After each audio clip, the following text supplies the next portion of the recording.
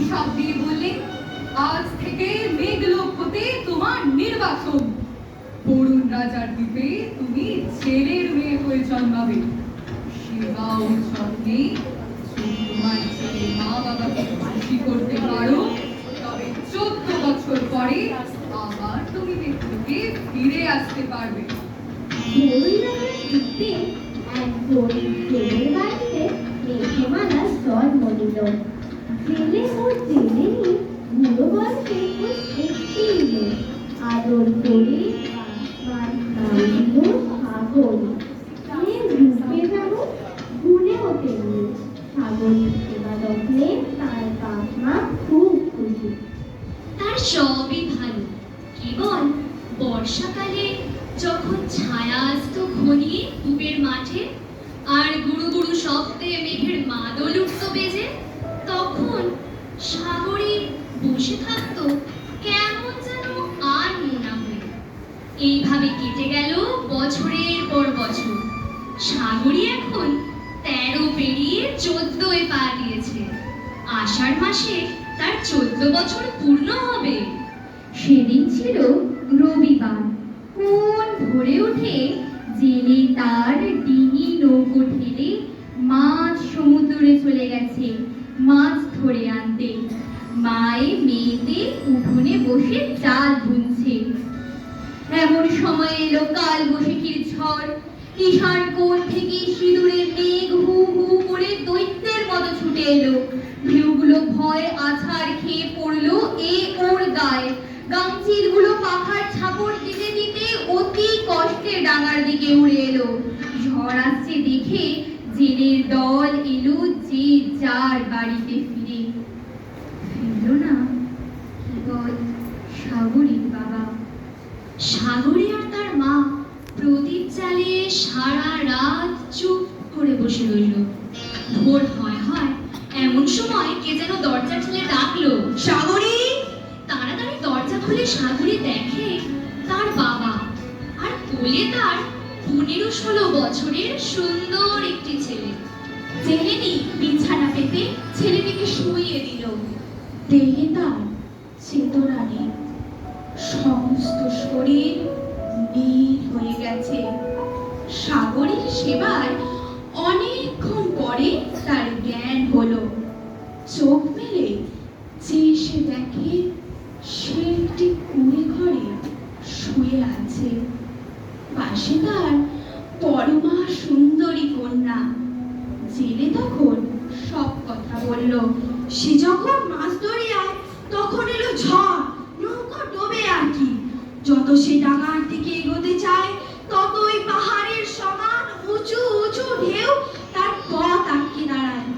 একেবারে সে হাল ছেড়ে দিয়ে বসে পড়ছে।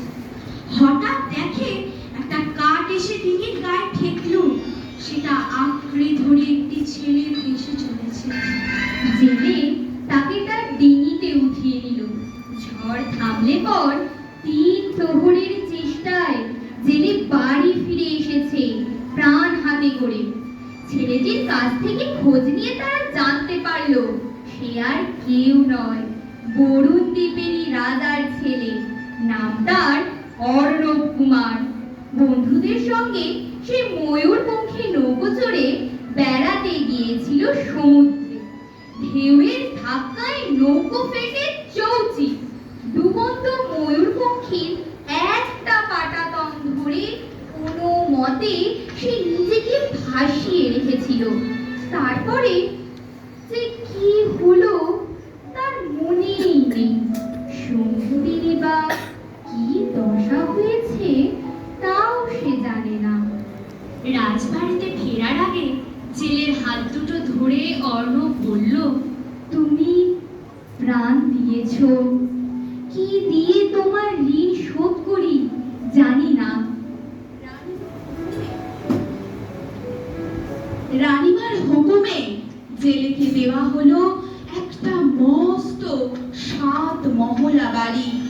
সাগরের ঝিনুক দিয়ে তৈরি তার সিঁড়ি, প্রবাল দিয়ে গাঁথা তার দেওয়াল। দাস দাসী ধন দৌলতের অভাব নেই। হাতির সালে হাতি, ঘোড়া সালে ঘোড়া, জেলে জেলেনির সুখের অবধি নেই। এর ওপর আবার যখন দিন কত পরে রাজকুমার এসে বলল যে সে সাগরীকে বিয়ে করতে চায়, তখন জেলেনির আনন্দ দেখে কে? সে তাড়াতাড়ি মেয়েকে এই সুখবর দিতে গেল। মায়ের কথা শুনে সাগরী বলল, এ বিয়ে তো হতে পারে না মা। এতদিন সে তার পূর্বজন্মের কথা কাউকে বলেনি, আজ সে সব কথা খুলে বলল। মা তখন তাকে বুকে জড়িয়ে ধরে বলল, আমি জানতো অত সুখ আমার কপালে সইবে না। জেলে বাড়িতে কি এমন মেয়ে জন্মায়? জেলেনি খুব কাঁদতে লাগলো। জেলে এসব কথা শুনে বলল, সে হতে পারে না। এই 14 বছর সাগরী একটি দিনের জন্য আমাদের দুঃখ দেয়। যাওয়ার সময় হলে ও মেঘ লোকে ফিরে যাবে, কিন্তু রাজপুত্রকে আমি কি বলে বোঝাই? সাগরী চোখের জল মুছতে মুছতে বলল, ওকে বলো যে মেয়ে পণ করেছে, যদি কেউ মেঘলোক থেকে বজ্রমণি এনে দিতে পারে তবে তাকে এসে বিয়ে করবে, আর কাউকে নয়। আষাঢ় মাসের শেষ দিন ভোরবেলা উঠে সাগরী সমুদ্রের জলে স্নান করে ধূপ ছায়া রঙের শাড়ি পরল। মেঘের মতো কালো চুল ঢেকে মাথায় দিল রামধনু রঙের ওড়না। জেলে ও জেলেনিকে প্রণাম করে সে চলে গেল মাঠের শেষে, যেখানে আকাশ এসে মিশেছে মাটির সঙ্গে। সেখানে গিয়ে দুহাত তুলে দাঁড়াতে মেঘের রথ এসে থামল। সাগরীকে তুলে নিয়ে রথ চলল কত নদী, কত পাহাড়, কত দেশ পেরিয়ে সেই হিমালয়ের দিকে, যেখানে অম্বুদ রাজার দেশ। মেঘলোকে নেমে মেঘমালা দেখে খুলুস্থুল কার্পণ্য। বজ্রমণি চুরি করতে গিয়ে কে একজন বিদেশি ধরা পড়েছে, আজ তার বিচার। মেঘমালা সোজা রাজসভায় গেল তার বাবাকে প্রণাম করতে। প্রণাম করে যেই না সে তার মাথা তুলেছে, অমনিকে একজন বলে উঠল, এ কি সাগরী? মেঘমালা দেখে অর্ণব কুমার, হাতে পায়ে তার শেকল বাঁধা। অর্ণবে এসেছিল তার পক্ষীরাজ ঘোড়ায় চেপে বজ্রমণি চুরি করতে, আজ তারই বিচার। অম্বুদরাজ মেয়ের মুখে সব কথা শুনে অর্ণবকে কেবল যে মুক্তি দিলেন তা নয়, বললেন, আমি বুড়ো হয়েছি, আর দেশে দেশে ছুটে বেড়াতে ভালো লাগে না। মেঘমালার সঙ্গে বিয়ে দিয়ে অর্ণবকে মেঘলোকে রাজা করে দেব, তারপর আমি ছুটি নেব। রাজার আদেশে শ্রাবণ পূর্ণিমার রাত্রে বিয়ের দিন স্থির হলো। সেদিন কি ঘনঘটা! এদেশ থেকে ওদেশ থেকে মেঘের দল ভিড় করে এলো। কারো হাতে বিদ্যুতের মশাল, কেউ বা গুরু গুরু শব্দে মাদল বাজে সারা আকাশ মুখর করে তুলল। বিয়ে দিয়ে অম্বুদরাজ গৌরী সিংহে চলে গেলেন ধ্যান ধারণা করতে। অর্ণব ও মেঘমালা মেঘলোকের রাজা ও রানী হয়ে মনের সুখে দিন কাটাতে লাগলো।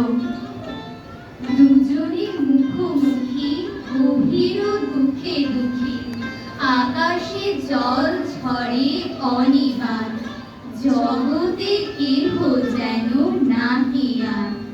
সমাজ সংসার মিছে সব, মিছে জীবনের কলরব। কেবল আখি দিয়ে আখি সুধা পিয়ে, হৃদয় দিয়ে হৃদি অনুভব। আধারে মিশে গেছে আর সব, বলিতে ব্যথিবে না নিজ কান, শ্রমকে উঠিবে না নিজ প্রাণ। সে কথা আঁকি নিলে মিশিয়া যাবে ধীরে, পাগল উপায় তার অবসান। সে কথা ছেয়ে দিবে দুটি প্রাণ। তাহাতে এ জগতে ক্ষতিকার, নামাতে পারি যদি মনোভার। শ্রাবণ বরিশনে একদা গৃহ করে, দু কথা বলি যদি কাছে তার, তাহাতে আসে যাবে কি বাকার।